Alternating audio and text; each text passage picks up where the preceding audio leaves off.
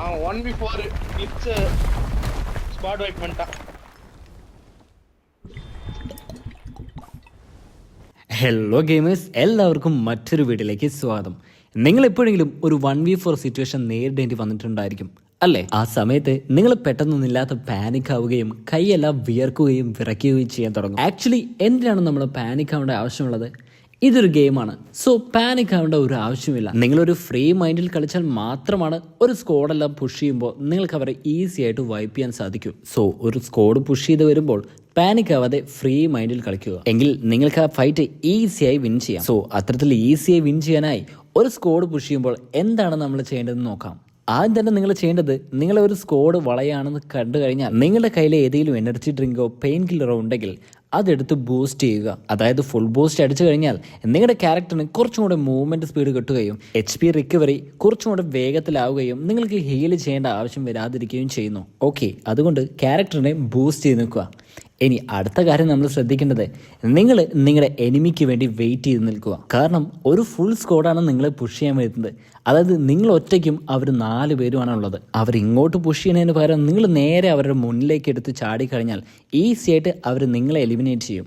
So നിങ്ങളുടെ anaemic വേണ്ടി നിങ്ങൾ വെയിറ്റ് ചെയ്ത് നിൽക്കുക. വെയിറ്റ് ചെയ്യുക എന്ന് പറയുന്നത് ഏതെങ്കിലും ഒരു റൂമിൽ പോയി അടയിരിക്കുന്നതിനല്ല, മാക്സിമം TPP യൂട്ടിലൈസ് ചെയ്ത് വെയിറ്റ് ചെയ്ത് നിൽക്കുക. സ്ക്രീനിൽ കാണുന്ന പോലെ TPP എടുത്ത് വെയിറ്റ് ചെയ്ത് നിന്ന് കഴിഞ്ഞാൽ ഓരോ എനിമീസും എന്നെ അടിച്ചോളൂ എന്ന് പറഞ്ഞ് കയറി വന്നോളും. ഇത്തരത്തിൽ TPP എടുത്ത് നിന്ന് കഴിഞ്ഞാൽ നിങ്ങൾക്ക് നൈസായിട്ട് എനിമീസിന് സർപ്രൈസ് കൊടുക്കാൻ സാധിക്കും. കാരണം നിങ്ങൾ TPPയിൽ കവർ എടുത്താണ് നിൽക്കുന്നത്. നിങ്ങൾ എപ്പോൾ പുറത്ത് വന്ന് ഫൈറ്റ് എടുക്കുന്നത് എനിമീസിന് പ്രെഡിക്റ്റ് ചെയ്യാനായിട്ട് സാധിക്കില്ല. സോ ഇത്തരത്തിൽ ഓരോരുത്തരായിട്ട് വരുമ്പോൾ നൈസായിട്ട് കവർന്ന് പുറത്ത് വന്ന് ഫൈറ്റ് എടുത്ത് വീണ്ടും കവറിൽ കയറുക, വീണ്ടും ഫൈറ്റ് എടുക്കുക. ഒരു സിനിമയിലെ നായകൻ എപ്പോഴും എനിമീസിന്റെ അടുത്തേക്ക് പോയി അടി വാങ്ങില്ല. എനിമീസ് എല്ലാവരും കൂടെ അടി വാങ്ങുവാനായി നായകന്റെ അടുത്തേക്കാണ് പോവുക. സോ ഇങ്ങനെ TPP യൂട്ടിലൈസ് ചെയ്യാൻ പറ്റുന്നുണ്ടെങ്കിൽ നിങ്ങളത് യൂട്ടിലൈസ് ചെയ്യുക. ഇനി ഒരു പ്രോ സ്ക്വാഡാണ് നിങ്ങളെ പുഷ് ചെയ്യുന്നതെന്ന് വിചാരിക്കും. അപ്പോൾ ആദ്യം പറഞ്ഞ പോലെ ഒരിക്കലും അവരുടെ മുന്നിലേക്ക് എടുത്ത് ചാടരുത്. പകരം നിങ്ങൾ മാക്സിമം ബാക്ക് ഇറങ്ങാൻ എത്ര പറ്റുമോ അത്ര ഇറങ്ങുക. കാരണം എത്രത്തോളം നിങ്ങൾക്ക് ബാക്ക് ഇറങ്ങാൻ പറ്റുമോ അത്രയും സമയം നിങ്ങൾക്ക് കിട്ടും. എന്നിട്ട് എവിടെയെങ്കിലും നേരത്തെ പറഞ്ഞതുപോലെ TPP എടുത്ത് സർപ്രൈസ് എനിമീസിന് കൊടുക്കുക. അതുപോലെ തന്നെ ഇത്തരത്തിൽ ബാക്കിലേക്ക് ഇറങ്ങി കളിക്കുകയാണെന്നുണ്ടെങ്കിൽ നിങ്ങൾക്ക് എനിമീസിനെ ഒറ്റയ്ക്കായിട്ട് നിങ്ങളുടെ മുന്നിലേക്ക് കൊണ്ടുവരാനായിട്ട് സാധിക്കും. അതായത് ആ സ്കോഡ് പുഷ് ചെയ്ത് വരുമ്പോൾ നിങ്ങൾ ഇതുപോലെ പുറകോട്ട് ഇറങ്ങുകയാണെന്നുണ്ടെങ്കിൽ പുഷ് ചെയ്യുന്ന സ്കോഡിലെ പ്ലേയേഴ്സിന് ഓരോരുത്തർക്കും ഒരു ത്വരയുണ്ടാവും നിങ്ങളുടെ കില്ല് എത്രയും പെട്ടെന്ന് എടുക്കുക എന്നത്. അതുകൊണ്ട് അവർ ഒറ്റയ്ക്കായിട്ട് വരാനുള്ള ചാൻസ് വളരെ കൂടുതലാണ്. അതായത് ഈ സമയം കൊണ്ട് നിങ്ങൾ 1v1 സിറ്റുവേഷനിലേക്ക് കളി മാറ്റി വരുത്തണം. നിങ്ങൾ മിക്ക സ്ക്വാഡ് വൈപ്പും എടുത്ത് നോക്കിയാൽ നിങ്ങൾക്ക് കാണാൻ സാധിക്കും 1v1 സിറ്റുവേഷൻസ് വഴിയാണ് ഒരു സ്ക്വാഡ് വൈപ്പ് അവിടെ ഈസി ആയിട്ട് ഉണ്ടാകുന്നത്. അതുകൊണ്ട് മാക്സിമം 1v1 സിറ്റുവേഷൻ എനിമീസിനെ ഒറ്റയ്ക്ക് കിട്ടുന്ന രീതിയിൽ കളി നിങ്ങൾ കൊണ്ടുവരണം. ഇനി ഒരു സ്കോഡൊക്കെ പുഷ് ചെയ്യുന്ന സമയത്ത് നിങ്ങളുടെ കയ്യിലുള്ള മൊളോട്ടോ കോക്ടെയിൽ അതുപോലെ തന്നെ ഗ്രനേഡ്സ് ഇതെല്ലാം യൂസ് ചെയ്യുകയാണെന്നുണ്ടെങ്കിൽ ആ എനിമി അടിച്ചു കയറി വരുന്ന വരവൊന്ന് സ്ലോ ഡൗൺ ചെയ്യാനും സാധിക്കും. അതായത് എനിമി പുഷ് ചെയ്ത് വരുന്ന വഴിയിലേക്ക് മോളിയും ഗ്രനേഡും കുക്ക് ചെയ്തിടുക. മോളിയും ഗ്രനേഡും എല്ലാം വെറുതെ വേഗിലിട്ടാൽ പോരാ, ഇത് ആവശ്യ സമയത്ത് നമ്മൾ യൂസ് ചെയ്യുക തന്നെ വേണം. ഓക്കെ, ഇനി മറ്റൊരു സിറ്റുവേഷൻ പറയാം. നമ്മളൊരു ബിൽഡിങ്സിൻ്റെ എല്ലാം ഉള്ളിലാണ്, പോച്ചിങ്ങിലാണെന്ന് കരുതും. അവിടെ ഒരുപാട് ബിൽഡിങ്സ് ഉണ്ട്. സോ നമ്മളിതുപോലെ പുഷ് ചെയ്യാൻ നേരത്ത് നമ്മൾ കുറച്ച് ബാക്കിലേക്ക് ഇറങ്ങിയിട്ടില്ല എന്നുണ്ടെങ്കിൽ ഈ 4 പേര് 4 ജനൽ കൂടെ ഓരോ ഗ്രനേഡോ മൂടി ഇട്ട് കഴിഞ്ഞാൽ സുഖമായിട്ട് അവർ നമ്മളെ എലിമിനേറ്റ് ചെയ്യും. ഓക്കെ, നമ്മൾ ബാക്ക് ഇറങ്ങി.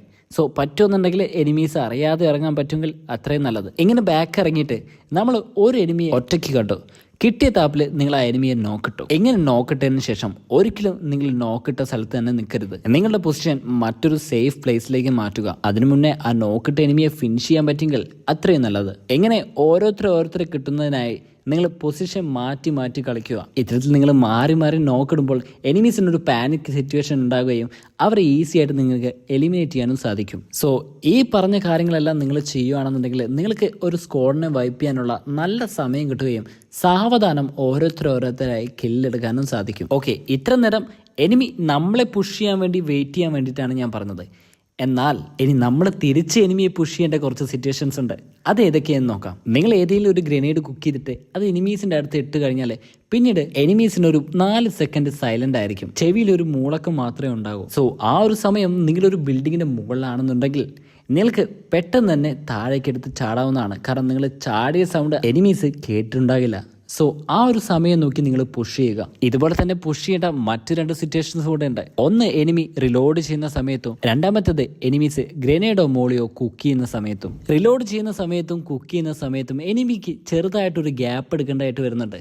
സോ ആ സമയത്ത് നിങ്ങൾ പുഷ് ചെയ്ത് കഴിഞ്ഞാൽ എനിമീസിന്റെ ഫയറിങ്ങും മൂവ്മെന്റ് എല്ലാം ഇന്ററപ്റ്റ് ആവുകയും ഈസിയായി ആ എനിമിയെ എലിമിനേറ്റ് ചെയ്യാനും നിങ്ങൾക്ക് സാധിക്കും. ഇതിന് നല്ലൊരു ഇയർഫോൺ നിങ്ങൾക്ക് ആവശ്യമാണ്, കാരണം ഇതിന്റെ എല്ലാം സൗണ്ട് കേട്ടാൽ മാത്രമേ നിങ്ങൾക്ക് തിരിച്ചറിയാൻ സാധിക്കൂ. ഇത് നമ്മൾ ക്ലോസ് റേഞ്ചിൽ ഫൈറ്റ് എടുക്കുമ്പോൾ ചെയ്യേണ്ട കാര്യമാണ് ഞാൻ പറഞ്ഞത്. ഇനി നമ്മൾ കോമൺ ആയിട്ട് നമുക്ക് ചെയ്യേണ്ട കുറച്ച് കാര്യങ്ങളുണ്ട്. അതായത് നിങ്ങളുടെ സ്കില്ലൊക്കെ നിങ്ങളൊന്ന് ഇമ്പ്രൂവ് ചെയ്യാനായിട്ട് ശ്രമിക്കണം. അതായത് നിങ്ങൾക്ക് വേണമെങ്കിൽ ട്രെയിനിങ് ഗ്രൗണ്ടിൽ പോയിട്ട് പ്രാക്ടീസ് ചെയ്യാം. അതുപോലെ തന്നെ വാമോഡിലൊക്കെ ഒരുപാട് ട്രെയിനിങ് ഗ്രൗണ്ട്സ് ഇപ്പോൾ അവൈലബിൾ ആണ്. സോ ട്രെയിനിങ് ചെയ്യാതെ നിങ്ങൾക്ക് ഒരിക്കലും ഒരു സ്ക്വാഡ് വരുമ്പോൾ വളരെ നല്ല രീതിയിൽ ഫൈറ്റ് എടുക്കാനായിട്ട് സാധിക്കില്ല. സോ ട്രെയിനിങ് ഗ്രൗണ്ടിൽ പോവുക, നിങ്ങൾ അതിനനുസരിച്ചിട്ടുള്ള ഡ്രിൽസൊക്കെ ഉണ്ടായിരിക്കും, അതൊക്കെ ചെയ്യുക. നിങ്ങൾക്ക് എന്തെങ്കിലും ഡ്രിൽസിനെ പറ്റി എന്തെങ്കിലും വീഡിയോ ചെയ്യണമെന്നുണ്ടെങ്കിൽ ജസ്റ്റ് ഒന്ന് കമൻറ്റ് സെക്ഷനിൽ പറഞ്ഞാൽ മതി, നമ്മൾ അതിനെക്കുറിച്ചൊരു വീഡിയോ ചെയ്യുന്നതായിരിക്കും. ട്രെയിനിങ് ചെയ്തതിലൂടെ നിങ്ങളുടെ എയിമും അതുപോലെ തന്നെ റിഫ്ലക്സ് ഒക്കെ ഇമ്പ്രൂവ് ചെയ്യാനായിട്ട് നിങ്ങൾക്ക് സാധിക്കും. പിന്നെ സൗണ്ട് സെൻസ് എന്ന് പറഞ്ഞ കാര്യം അത് മസ്റ്റാണ്. കാരണം പ്രീ ഫയർ ഒക്കെ ചെയ്യുമ്പോൾ, അതായത് എനിമി വരുന്നതിൻ്റെ മുന്നേ തന്നെ പ്രീ ഫയർ ചെയ്ത് നിങ്ങൾ ഫൈറ്റ് എടുക്കുകയാണെന്നുണ്ടെങ്കിൽ ആ എനിമി നിങ്ങളെ കാണുന്നതിന് മുമ്പ് തന്നെ നിങ്ങൾക്ക് ഹെഡ് ഷോട്ട് അടിച്ച് എലിമിനേറ്റ് ആക്കാവുന്നതാണ്. സൗണ്ട് സെൻസിനെ കുറിച്ച് നിങ്ങൾക്ക് ഡീറ്റെയിൽ ആയിട്ട് ഒരു വീഡിയോ വേണമെന്നുണ്ടെങ്കിൽ അത് നിങ്ങൾ കമൻറ്റ് സെക്ഷനിൽ അറിയിക്കുക, നമ്മൾ അതിനെക്കുറിച്ചൊരു ഡീറ്റെയിൽഡ് വീഡിയോ ചെയ്യുന്നതായിരിക്കും. ഓക്കെ, അപ്പോൾ ഒരു സ്ക്വാഡ് പുഷ് ചെയ്യാൻ നേരത്ത് നിങ്ങൾ എന്തൊക്കെ ചെയ്യണം എന്നുള്ള കാര്യങ്ങൾ ഞാൻ പറഞ്ഞു. ഇതിൻ്റെ കൂടെ തന്നെ നിങ്ങൾ കോമൺ ആയിട്ട് ചെയ്യേണ്ട കുറച്ച് കാര്യങ്ങളുണ്ട്. നിങ്ങളൊരു ഫൈറ്റ് എടുക്കുമ്പോൾ അതിൽ ആവശ്യത്തിനുള്ള വെസ്റ്റും ഹെൽമെറ്റൊക്കെ നിങ്ങളുടെ കയ്യിലുണ്ടോ എന്ന് കരുതുക. അതുപോലെ തന്നെ എമോയിലേക്കും ഹീലിങ്സിലേക്കും ഒരു ശ്രദ്ധ വേണം. കാരണം നിങ്ങളൊരു 3 പേരൊക്കെ നോക്കിട്ടതിന് ശേഷം 4ാമത്തെ തന്നെ അടിക്കാനായിട്ട് എമോ ഇല്ല എന്നുള്ള ഒരു അവസ്ഥ വന്നുള്ള സിറ്റുവേഷൻ തന്നെ ആലോചിച്ച് നോക്ക്. പിന്നീട് ആ ദിവസം ഉറക്കമേ ഉണ്ടായിരിക്കില്ല. സോ അതിലേക്ക് എപ്പോഴും ഒരു ശ്രദ്ധ വേണം. സ്ക്വാഡൊക്കെ ആയിട്ട് ഫൈറ്റ് എടുക്കുന്ന സമയത്ത് നിങ്ങൾക്ക് ഏതെങ്കിലും ഒരു സൈഡ് എന്തെങ്കിലും കവർ ഉണ്ടോ എന്ന് ജസ്റ്റ് ഒന്ന് ശ്രദ്ധിക്കുക. കാരണം ആ കവറിന് പുറത്തേക്ക് പോയി കഴിഞ്ഞാൽ ചിലപ്പോൾ നിങ്ങളെ പുഷ് ചെയ്യുന്ന എനിമിയെ കവർ ചെയ്ത് നിൽക്കുന്ന എനിമീസിന്റെ സ്ക്വാഡിലെ ടീംമേറ്റ്സ് ഉണ്ടായിരിക്കും. സോ നിങ്ങൾ ആ കവറിന് പുറത്ത് പോയി കഴിഞ്ഞാൽ അവർ ചുമ്മാ ഒന്ന് സ്പ്രേ അടിച്ചാൽ പോലും നിങ്ങൾ വീഴുന്നതായിരിക്കും. സോ ആ കവർ എപ്പോഴും മെയിൻറ്റെയിൻ ചെയ്തുകൊണ്ടിരിക്കുക. ട്രെയിനിങ്ങിൻ്റെ കാര്യം പറഞ്ഞപ്പോൾ ഒരു കാര്യം മിസ്സായിട്ടുണ്ട്. നിങ്ങളെപ്പോഴും ഫൈറ്റ് എടുക്കുന്ന സമയത്ത് പെട്ടെന്ന് തന്നെ എനിമീസിനെ നോക്ക് ഡൗൺ ചെയ്യാനായിട്ട് എയിം എപ്പോഴും ഹെഡിലേക്ക് തന്നെ കൊണ്ടുപോകുക. കാരണം ഹെഡ് ഷോട്ട് അടിച്ചു കഴിഞ്ഞാൽ ചിലപ്പോൾ ഒരു ഷോട്ടൊക്കെ കൊണ്ടാൽ തന്നെ എനിമി നോക്ക് ഡൗൺ ചെയ്യുന്നതായിരിക്കും. സോ ഹെഡിലേക്ക് എപ്പോഴും എയിം ചെയ്ത് ഹെഡ് ഷോട്ട് കൊടുക്കാനായിട്ട് ശ്രമിക്കുക. ഇനി ഇതിനെല്ലാം പുറമെ വളരെ ഇമ്പോർട്ടൻ്റ് ആയിട്ടുള്ള മറ്റൊരു കാര്യം കൂടെ ഉണ്ട്. Yes, weapon. ഒരു സ്ക്വാഡ് പുഷ് ചെയ്യുക എന്ന് പറയുന്നത് നിങ്ങൾക്ക് ക്ലോസ് റേഞ്ചിലായിരിക്കും ഫൈറ്റ് ഉണ്ടാവുക. സോ ക്ലോസ് റേഞ്ചിന് പറ്റിയുള്ള വെപ്പണാണ് നിങ്ങളുടെ കയ്യിലുള്ളത് എന്ന് കൂടെ നിങ്ങൾ ചിന്തിക്കണം. ഫൈറ്റ് എടുക്കുന്ന സമയത്തും ആ ക്ലോസ് റേഞ്ച് വെപ്പൺ തന്നെ യൂസ് ചെയ്യുക. സോ ക്ലോസ് റേഞ്ച് ഫൈറ്റിന് എൻ്റെ ഫേവറേറ്റ് വെപ്പൺ എന്ന് പറയുന്നത് ഇപ്പോൾ UMP9 ആണ്. നിങ്ങളുടെ ഫേവറേറ്റ് വെപ്പൺ ഏതാണെന്ന് തീർച്ചയായും കമൻറ്റ് സെക്ഷനിൽ അറിയിക്കുക. അങ്ങനെ ഇത്രയും കാര്യങ്ങൾ നിങ്ങളൊരു സ്ക്വാഡ് പുഷ് ചെയ്യുന്ന സമയത്ത് അല്ലെങ്കിൽ നിങ്ങളെ സ്ക്വാഡ് പുഷ് ചെയ്യുന്ന സമയത്ത് ശ്രദ്ധിക്കുക. ഈ വീഡിയോ ഇഷ്ടപ്പെട്ടാൽ വീഡിയോയ്ക്ക് ലൈക്ക് ചെയ്യുന്ന കാര്യം മറക്കരുത്. അതുപോലെ തന്നെ ചാനൽ സബ്സ്ക്രൈബ് ചെയ്യുന്ന കാര്യം കൂടെ പരിഗണിക്കുക. നമ്മുടെ ചാനൽ റോഡ് ടു 20K ആണ്. നിങ്ങളുടെ ഓരോ സബ്സ്ക്രൈബുകളുടെ എണ്ണമാണ് എനിക്ക് ഇതുപോലെയുള്ള വീഡിയോസ് ചെയ്യാനുള്ള പ്രചോദനം നൽകുന്നത്. കവർ കൊടുക്കണ്ടേ? അടിച്ചോ, കിട്ടുന്നവരൊക്കെ അടിച്ചോ.